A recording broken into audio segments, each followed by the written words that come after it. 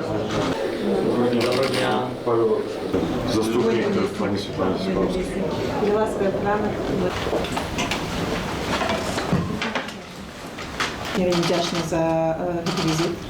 Гэта вельмі натхняе беларусаў. Гэта запрашэнне, бо я кажу, што зараз Украіна адчувае сябе вельмі. Узімку ў цяжкія часы быў пункт нязломнасці, беларусы падтрымалі. І нашы валанцёры, дыяспоры па ўсім свеце.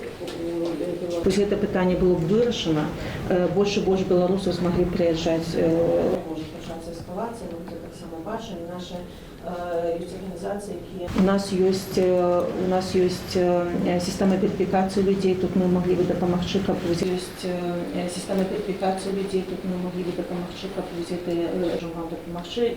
Самі знаходзіцеся ў цяжкім стане гадоўлі зброі, але ж вось сымі высокамі людзей, конечно, трэба прыцягнуць да адказнасці. У нас ёсць Павел Латушка, які працуе шмат. Гэта нашы валанцёры, якія ваююць і якім цяжка. Ёсць сістэма верыфікацыі людзей, тут мы маглі бы дапамагчы, каб людзей